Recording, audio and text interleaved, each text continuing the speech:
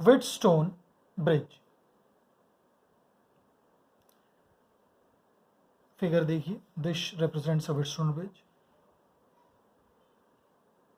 ये और ये पॉइंट्स इक्विपोटेंशियल, तो इसी कैपेसिटेंस C1 को अगर ऐसे रख लें, C2 को ऐसे, C3 को ऐसे, C4 को ऐसे, तो ये फिगर दिखेगा। सबसे पहली चीज हमको फिगर देखते ही पकड़ में आना चाहिए कि ये एक Wheatstone ब्रिज है। और अगर दिख गया हमको Wheatstone ब्रिज है, तो फिर क्या करना है, तो फिर हम इसको बैलेंस्ड Wheatstone ब्रिज का आगे कंडीशन देखेंगे, और वो दिख गया फिर आगे प्रोसीड करेंगे सॉल्व करने के लिए। क्लियर है? ऐसा भी दिख सकता है, या डिज़ाइन कुछ देखें तो ऐसा भी दिख सकता है।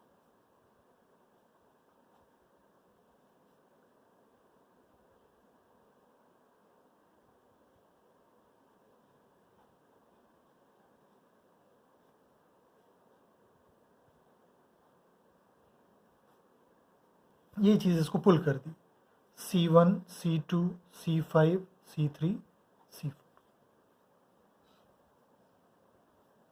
क्लियर है? चलिए, सबसे पहले इसके हेल्प से फिगर ड्रॉ करके ये लाने की कोशिश करते हैं।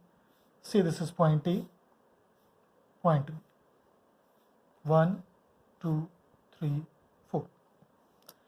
फिगर को रीड्रॉ करके ये लाने की कोशिश करते हैं। ये सब तो दिख रहा है, इसी में इसको थोड़ा सा ऊपर पुश कर देंगे तो बिल्कुल ये फिगर बन जाएगी। ठीक है, चल ए से स्टार्ट किया हमने, ए का कनेक्शन एंड 1 के साथ। 1 और 3 के बीच में एक कैपेसिटर है C1। ये कौन सा पॉइंट? 3। 1 और 2 के बीच में एक कैपेसिटर है C2। 2 और 3 के बीच में एक कैपेसिटर है C5। फिर आगे बढ़ रहे हैं, 3 और 4 के बीच में, और ये 4 पॉइंट कनेक्टेड किससे? B से, एक कैपेसिटर है C3। 2 और 4 के बीच में एक कैपेसिटर है C4। देख सकते हैं एग्जैक्टली सेम फिगर आ रहा है। तो इसको और इसको ध्यान रखिएगा ताकि देखते ही आप पकड़ पाए कौन सा C1 है, कौन सा C2, कौन सा C3, कौन सा C4। ठीक, क्योंकि हम लोग देखेंगे अगर Wheatstone ब्रिज बैलेंस्ड हुआ तो इस C5 का कोई काम नहीं रहता है। क्लियर है ना? चलिए देखते हैं अब।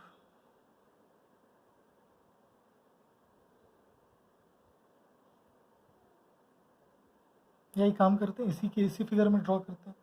से कुछ Q चार्ज यहाँ से फ्लो करें, उतना ही चार्ज ऑब्वियसली जितना चार्ज इन करेगा उतना ही लीव करेगा। चाहे तो आप एक बैटरी शो कर सकते हैं यहाँ पे। पहले भी बताया था मैंने, अगर दो पॉइंट्स के क्रॉस हमको इक्विवेलेंट कैपेसिटेंस चाहिए, we can consider as if there is a battery connected across those 2 points. ठीक है, मान लिया इधर चार्ज गया Q1, इधर गया Q2। नाउ हमको फाइंड करना है कंडीशन किसका? Balanced Wheatstone bridge. For Wheatstone bridge to be balanced, no current flows through capacitor C5। ये जो कैपेसिटर दिख रहा है इससे कोई करंट फ्लो नहीं करेगा। इसका मतलब ये कैपेसिटर शॉर्ट हो गया, या बोल सकते हैं इन दो पॉइंट्स का पोटेंशियल सेम हो गया, V2 इक्वल टू V3। ठीक है, Q1 चार्ज गया, अगर इधर कोई चार्ज नहीं जा रहा है इसका मतलब इधर चार्ज Q1 चला जाएगा। Q2 इधर गया था, इधर भी कोई चार्ज फ्लो नहीं कर रहा है, सो अगेन Q2 चार्ज इधर जाएगा। क्लियर? कोई डाउट किसी को यहाँ पे? इस ब्रांच में कोई भी एक डायरेक्शन आप चार्ज फ्लो का ले सकते हो, दोनों मत लेना। ये नहीं कि Q इधर से ले लिए, Q इधर से ले लिया, उसको कैंसिल करके 0 कर दिए, गलत होगा अप्रोच। किसी एक डायरेक्शन में अगर हम चार्ज ले, मान लीजिए इस डायरेक्शन में Q लिए, तो ये Q1, तो इधर कितना Q1 माइनस Q। अब इधर देखिएगा Q2 प्लस Q, लेकिन ये Q कितना है 0 है, इसलिए यही Q1 आगे चला गया, यही Q2 आगे चला गया। ठीक है, चलिए V1 माइनस V3 क्या लिखेंगे अभी?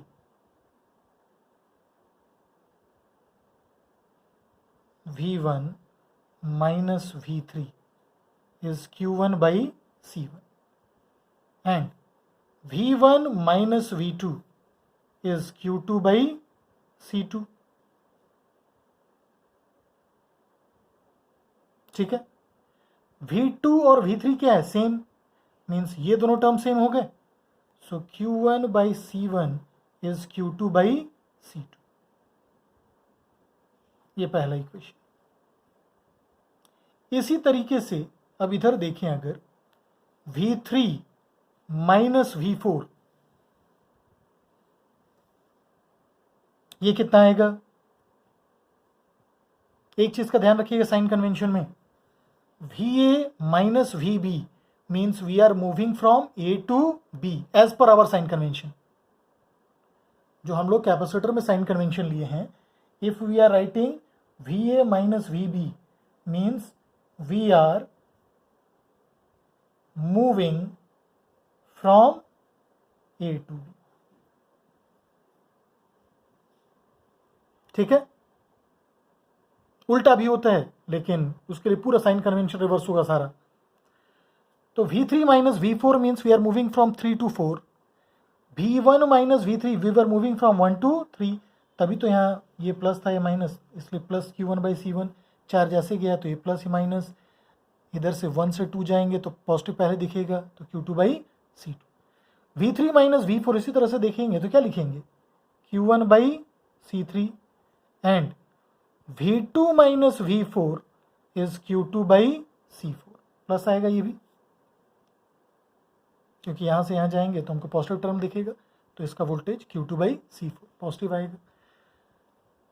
V2 और V3 सेम है तो LHS दोनों ही का सेम है, इसका मतलब Q1 by C3 is Q2 by C4। Now comparing 1 and 2, Q1 by Q2 दोनों से फाइंड कर लो। C1 by C2 is C3 by C4। C1 by C2 is C3 by C4। अगर ये कंडीशन मिलेगा तभी और सिर्फ तभी ये व्हिटस्टोन ब्रिज बैलेंस्ड कहलाएगा। क्लियर है सभी को? अब इसी को आप बोल सकते हो C1 बाई C3, C2 उधर भेज दो, ये C2 बाई C4। इस तरह से अलग अलग तरीके से इसी चीज को हम लोग स्टेट कर पाएंगे।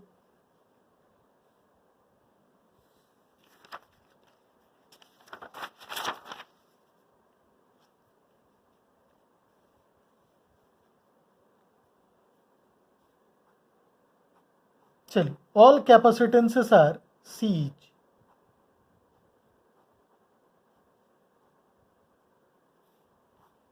Find the equivalent capacitance between A and B। सारे के सारे कैपेसिटर्स कितने हैं? C each। क्लियर है?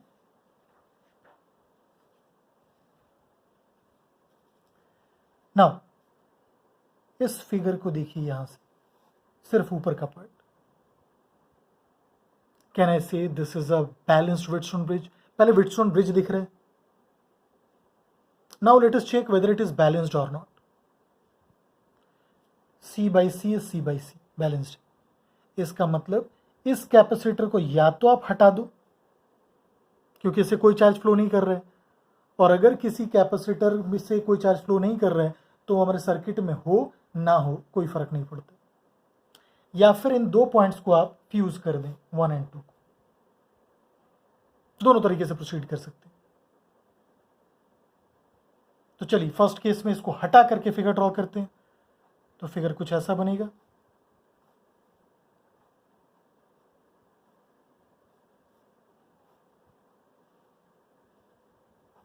ये है ए, ये है बी। ये सी और सी सीरीज में C/2, सी और सी सीरीज में C/2, C/2, C/2 और C किस कॉम्बिनेशन में आएगा? पैरेलल। तो CAB कितना? C/2 in parallel with C/2 in parallel with C, which is 2C। ठीक है। अब एक काम करते हैं, 1 और 2 को हम फ्यूज करके देखते हैं। फ्यूज करके देखेंगे तो 1 और 2 एक ही पॉइंट पे आ गए। ये A और 1 के बीच में कैपेसिटर, फिर ये A और 2 के बीच में, ये 1 और B के बीच में, ये 2 और B के बीच में, और लास्ट एक कैपेसिटर A और B के बीच में। ये सेटअप। ये कितना? 2C। ये भी 2C। 2C और 2C किस कॉम्बिनेशन में आ गए? सीरीज में। 2C इन सीरीज में 2C आधा हो जाएगा C, C in parallel with C, तो लास्ट में दिख रहा है C in parallel with C, which is C plus C, 2C। Clear है? चल, find the equivalent capacitance between A and B। एक और रिले ही लेते हैं। 6 कैपेसिटर्स है C।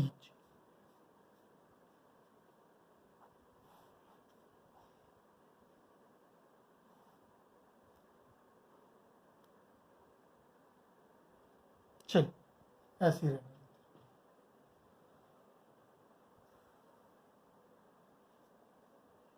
बहुत ही एलिमेंट्री क्वेश्चन है, इनको आप मेंटली कर सकते हो फटाफट। देखिए कुछ नाउ, इन दोनों को एक कैपेसिटर C/2 ले सकते हैं।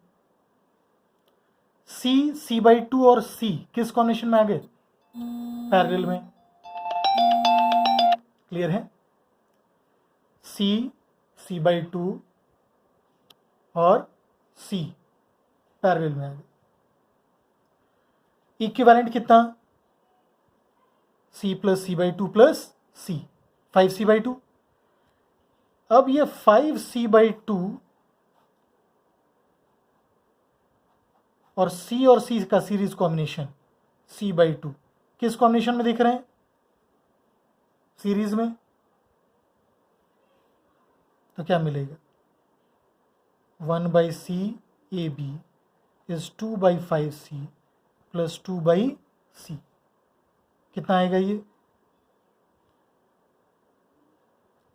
12/5C। So CAB is equal to